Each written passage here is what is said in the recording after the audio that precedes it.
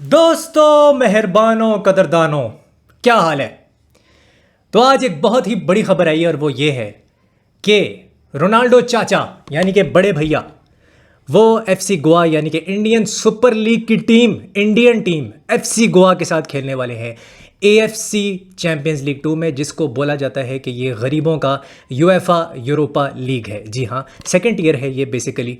जो AFC champions league है, पहले एलीट आता है, फिर टीयर 2 जो है वो एएफसी चैंपियंस लीग 2 है।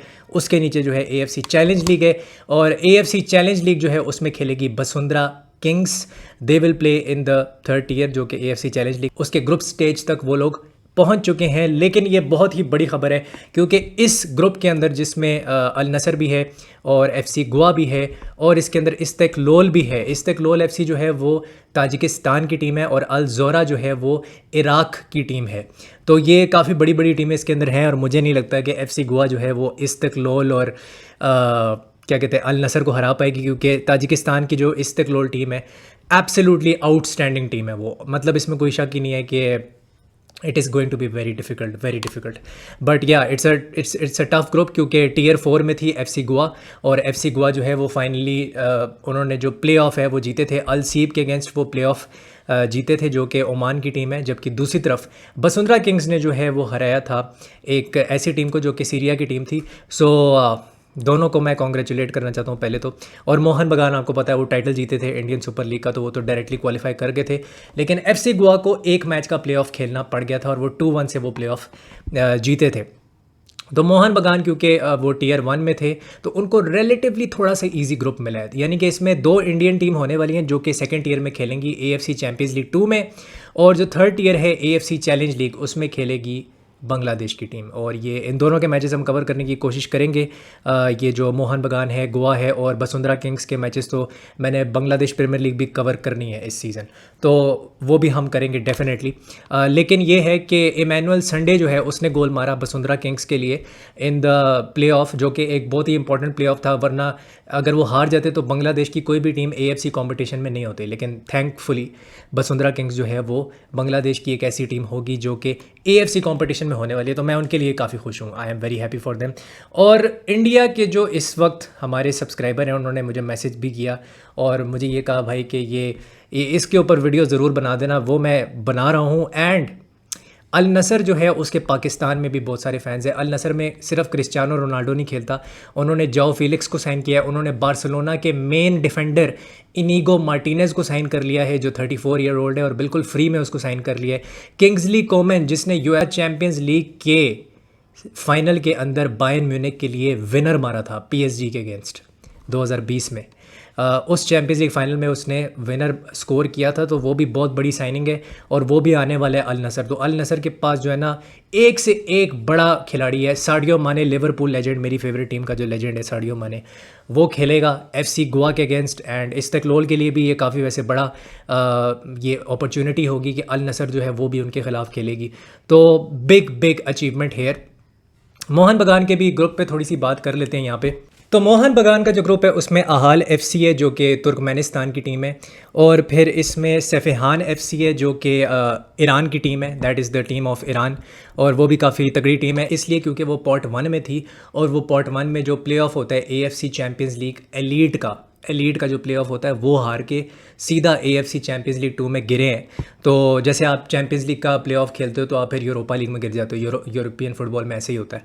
तो इनके साथ भी ऐसा ही हुआ है, और ये मोहन बगान के ग्रुप में आके गिर गए हैं, बिकॉज ऑब्वियसली वो प्ले ऑफ ये हार गए थे। और जो एक और टीम है वो जॉर्डन की इसके अंदर टीम है, और उसका नाम है अल हुसैन। तो ये प्रिटी मतलब इजी ग्रुप है, अगर मोहन बगान के लिए देखा जाए, हरा सकते हैं वो इसमें टीमों को।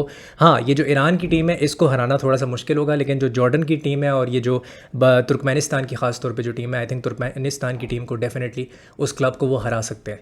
बट ये है कि अगर मोहन बगान का ग्रुप कंपेयर करो, एफसी गोवा का ग्रुप कंपेयर करो, तो एफसी गोवा का जो ग्रुप है वो ज़्यादा टफ है, because they one in pot 4।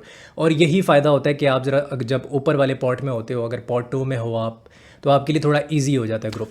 तो मोहन बगान के साथ भी वही हुआ है। एज आई एम रिकॉर्डिंग अभी तक बसुंधरा किंग्स का जो ग्रुप है वो नहीं आया, अनाउंस नहीं हुआ, जो कि एएफसी चैलेंज लीग के जो ग्रुप स्टेजेस होते हैं वो अभी तक अनाउंस नहीं हुए।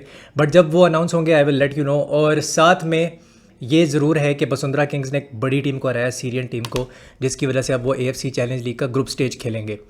अच्छा, अब हम बात थोड़ी सी कर लेते हैं पाकिस्तान की, और वो जो बांग्लादेश प्रीमियर लीग में जो पाकिस्तानी प्लेयर्स लिंक्ड थे उसके ऊपर अब हम बात करने वाले हैं। तो कहानी कुछ ऐसी है कि 13 अगस्त शाम 7 बजे मुझे पता लगता है कि जो डेडलाइन डेट है बांग्लादेश प्रीमियर लीग की, जो कि मुझे एक बांग्लादेश के फ़ुटबॉल एजेंट ने बताया, वो डेट थी 14 अगस्त 11 बजे रात को। ठीक है, रात को 11 बजे जो रजिस्ट्रेशन का जो टाइम होता है 14 अगस्त को फॉर सैफ प्लेयर्स, स्पेशली जो सैफ प्लेयर्स है जिनको लोकल प्लेयर माना जाता है BPL में, वो डेडलाइन डेट अब ख़त्म हो गई है। यानी कि अब कोई पाकिस्तानी प्लेयर जो है वो रजिस्टर नहीं हो सकता, वो नहीं खेल सकता बांग्लादेश प्रीमियर लीग में, और अगर वो खेलना चाहता है तो उसको जनवरी विंडो का इंतज़ार करना पड़ेगा। फाइनल अपडेट यही है। 2 पाकिस्तानी प्लेयर थे जो कि काफ़ी हैविली लिंक्ड थे और उनके काफ़ी चांसेस बन रहे थे कि वो बांग्लादेश प्रीमियर लीग में खेल सकते हैं। उसमें से एक था शाइक दोस्त, और शाइक दोस्त ने भी एजेंट से रब्ता किया और एजेंट ने उसको बताया कि जो आपका ढाका अबहानी लिमिटेड है उनको एक विंगर चाहिए। तो he was linked with Dhaka Abahani and he was speaking to the agents and the clubs. तो Shaik Dost was linked with Dhaka Abahani limited. दूसरी तरफ मामून मूसा खान जो हैं वो लिंक्ड थे 2 क्लब्स के साथ। एक जो है वो बांग्लादेश का क्लब है जो कि न्यूली प्रमोटेड क्लब है और डिपार्टमेंटल क्लब है, PWD उसका नाम है। Mamun Musa Khan was linked with that, लेकिन क्योंकि फिर ये है कि वो जो क्लब है वो उतनी वेजेस नहीं दे सकता जितना जो है वो ऑब्वियसली प्लेयर डिमांड करता है, जो मिनिमम वेज होती है वो नहीं दे पा रहे थे। तो फिर उस वजह से वो डील जो है वो कॉल ऑफ हो गई। और सैफ प्लेयर्स का मोस्टली ये होता है कि उनको रिप्लेस कर दिया जाता है अफ्रीकन प्लेयर्स के साथ, और क्या कहते हैं साउथ अमेरिकन प्लेयर्स के साथ। तो अगर साउथ अमेरिकन प्लेयर है अवेलेबल मार्केट में और अगर अफ्रीकन प्लेयर है तो ज़ाहिर है वो नेपाली या पाकिस्तानी या भूटान का प्लेयर तो नहीं लेंगे ना, ज़ाहिर सी बात है। तो ढाका का ये हुआ कि उनको एक विंगर मिल गया जो कि फ़ॉरेन विंगर वो साइन करेंगे out of Asia, and also वो लेफ़्ट बैक भी वो सोच रहे हैं या तो वो किसी बांग्लादेशी को वहाँ पे खिलाएंगे या फिर वो किसी फॉरेनर को साइन कर लेंगे जो रजिस्टर कर लेंगे।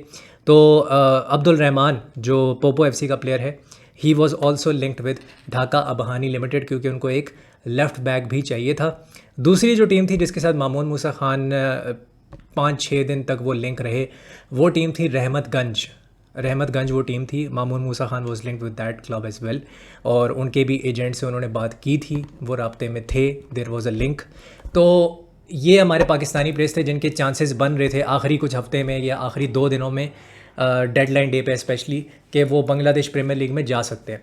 लेकिन अनफॉर्चुनेटली वो मटेरियलाइज इसलिए नहीं हो सका क्योंकि या तो ढाका बहानी लिमिटेड ने फॉरेन प्लेयर साइन कर लिया, या फिर जो उनका न्यूली प्रमोटेड क्लब था वो मिनिमम वेज देने के लिए तैयार नहीं था, जो मंथली वेज होती है, जो प्लेयर डिमांड को क्या कह सकते हैं उसको इक्वल कर सके या प्लेयर डिमांड्स को मीट कर सके, वो नहीं हो पा रहा था क्योंकि प्लेयर की कुछ और डिमांड थी वहाँ पे।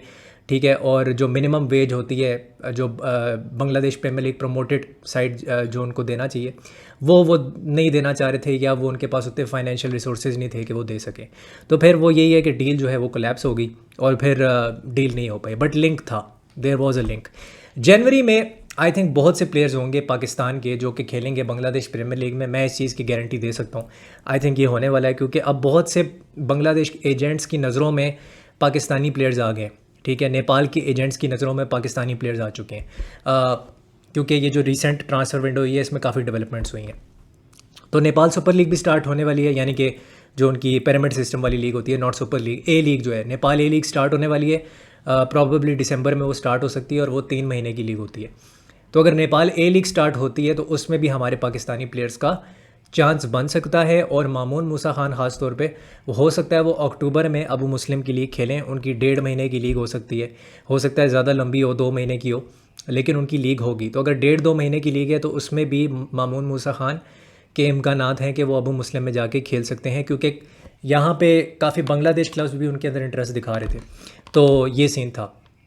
दूसरी चीज़ ये है कि आई फील कि आलमगीर गाजी उनका जो कॉन्ट्रैक्ट है वो 31 अक्टूबर तक है, तो वो भी बांग्लादेश में जाके खेल सकते हैं अगर जनवरी ट्रांसफ़र विंडो जब ओपन होती है। तो फ्यूचर में आलमगीर को भी आप देख सकते हो कि in the second half of the season Bangladesh premier league में आलमगीर खेल रहा हो, यू नेवर नो, हो सकता है ये। He is also in contact with Bangladeshi football agents, और वो भी कोशिश कर रहे हैं कि किसी तरह बांग्लादेश फ़ुटबॉल जो प्रीमियर लीग है उसके अंदर वो एंटर हो जाए। लेकिन काफ़ी क्रिटिसिज्म आ रहा था, आई थिंक अननेसेसरी, यहाँ पे आलमगीर गाजी के ऊपर कि यार आलमगीर गाजी जो है वो परफॉर्म नहीं करा, क्योंकि जो पिछले हफ्ते मैच हुआ था उसमें उसकी इतनी अच्छी परफॉर्मेंस नहीं थी। अच्छा, अब सीन ये था कि वो निगल इंजरी कैरी कर रहा था और वो 3 हफ्ते से इंजर था, ठीक है, और लास्ट हफ्ते जब उसने मैच खेला तो वो इंजरी कैरी कर रहा था, सही है। तो जब आप इंजरी कैरी करते हो, you are not 100% fit, your performance will be affected, obviously your performance will be affected अगर आप फिट नहीं हो 100%। और पिछले 3-3.5 हफ्ते से आलमगीर फिट नहीं था। ये जो कल परसों मैच हुआ है इसमें इसने असिस्ट भी किया है और बहुत ही कमाल किस्म की परफॉर्मेंस दी है आलमगीर गाजी। तो जो बांग्लादेश के फुटबॉल एजेंट्स हैं जिनके पास मेरा नंबर भी है और जो मेरी वीडियो भी देखते हैं, उनसे मैं ज़रूर कहूँगा कि keep an eye on this guy Alamgir Gazi. This guy is absolutely perfect for Bangladesh premier league और ये किसी भी टीम को बेहतर बनाएगा। ये मैं 100% इस चीज़ की गारंटी दे सकता हूँ। अब्दुल रहमान हो गया लेफ़्ट बैक, ठीक है, वो किसी भी टीम को बेटर बनाएगा। शाइक दोस्त हो गया, ठीक है, वो लेफ़्ट विंगर खेल सकता है, सेकंड स्ट्राइकर खेल सकता है, अब बलूचिस्तान का लड़का है, वो किसी भी टीम को बेटर बनाएगा। He is our like one of our best local, जो आपका विंगर होता है, लोकल प्लेयर आपका जो है वही है। आलमगीर है, शाइक दोस्त है आपका, इस तरह राव उमर हयात भी है, वो एक बड़ा सीनियर राइट बैक है हमारे पास जिसको बांग्लादेश प्रीमियर लीग में साइन किया जा सकता है in the future. You can do that. And I feel कि एक फरीदुल्ला भी ऐसा प्लेयर है जो कि अफगानिस्तान चैम्पियंस लीग का उसके पास एक्सपीरियंस है, तो उसको भी साइन किया जा सकता है। स्पेशली अगर कोई बॉटम 5 बॉटम 4 क्लब ढूंढ रहा है कोई स्ट्राइकर, तो आई थिंक फरीदुल्ला भी एक ऐसा लोकल प्लेयर हो सकता है। लेकिन येस, दूसरी खबर ये है कि अब्दुल समद अरशद जो हैं उनके पास अब क्लब नहीं है। आई थिंक मई में या जून में उनका जो कॉन्ट्रैक्ट है वो ख़त्म हो गया था स्वीडन की 3rd ईयर में। तो अब्दुल समद अरशद जो हैं फ़िलहाल उनके पास क्लब नहीं है राइट नाउ, जो पाकिस्तानी राइट विंगर हैं और वो 3rd ईयर और स्वीडन में खेल रहे थे अप्रैल मई के आसपास। दूसरी यहाँ पे ख़बर आई है कि नॉर्बर्टो सोलानो जो हैं वो 16 तारीख को यानी कि 16 अगस्त को आने वाले हैं लाहौर और ट्रेनिंग कैंप होगा, ठीक है, बाकायदा तरीके से। और आई थिंक इस्लामाबाद में ही ट्रेनिंग कैंप होने वाला है, तो वो यहाँ पे अराइव कर जाएंगे और उन्होंने 50 बंदों की जो है वो लिस्ट भी दे दी है। उसमें से जो 15 लड़के हैं अंडर 23 की लिस्ट है 50 लड़कों की, 50 प्लेयर्स, जिसमें से वो ट्रायल्स के अंदर भी जो प्लेयर्स थे उनको भी लिया गया है। उसमें कुछ स्वीडन के भी लड़के हैं जो Sweden 3rd year 2nd year में खेल रहे हैं, तो उसमें कुछ फ़ॉरेन प्लेयर्स भी हैं, ठीक है। उसमें रायान मोहम्मद नहीं है, वो मैं थोड़ा सा सरप्राइज़ था कि रायान नहीं है उसके अंदर, और अब्दुल समद अरशद भी नहीं है, उन 50 लड़कों के अंदर उसका नाम नहीं है, तो ये मैं थोड़ा सरप्राइज़ हूँ। लेकिन रायान मोहम्मद के ऊपर मैंने रील बनाई है, वो स्कॉटलैंड में खेलता है, वो भी एक फॉरवर्ड है, so he can also play as a striker and as a winger, वो खेल सकता है, फ्रंट 3 में वो खेल सकता है। बट मैं थोड़ा सा सरप्राइज़ हूँ कि ये दोनों लड़के नहीं थे। हालांकि 6 डायस्पोरा प्लेयर्स बोला गया था कि वो 50 बंदों में होंगे, लेकिन वो जो 50 प्लेयर्स हैं अंडर 23 के, पाकिस्तान अंडर 23 के, उसमें वो 4 डायस्पोरा प्लेयर हैं मेनली जो मैंने देखा है। तो कुछ ट्रायल्स से भी ये लेके आए हैं कुछ डायस्पोरा प्लेयर्स, तो वो देखना पड़ेगा कि इसमें क्या सीन बनता है। 23 मैन स्क्वाड जब अनाउंस होगा उसके ऊपर मैं डिटेल में एक video I will make it. लेकिन इसमें से 15 लड़के वो हैं जो म्यांमार में भी खेल चुके हैं या पहले पाकिस्तान अंडर 23 टीम को रिप्रेजेंट कर चुके हैं, जिनके पास एक्सपीरियंस है। तो ज़्यादातर नॉर्बर्टो सोलानो ने उसी क्रॉप को लिया है जिसको शहजाद अनवर ने सेलेक्ट किया था और स्टेफन कॉन्स्टेंटीन ने सेलेक्ट किया था। 15 से 20 लड़के वही हैं और मुझे लगता है वो 15 लड़के ही सेलेक्ट होने वाले हैं जो 23 मैन का स्क्वाड बनेगा पाकिस्तान का, तो वो मुझे लग रहा है। सो लेट्स सी कि क्या होता है। ये थी मेरी आज की वीडियो। अगर आपको वीडियो पसंद आई है तो लाइक करें, शेयर करें और सब्सक्राइब करें। I will see you soon, take care, bye bye, हस्ता ला विस्ता।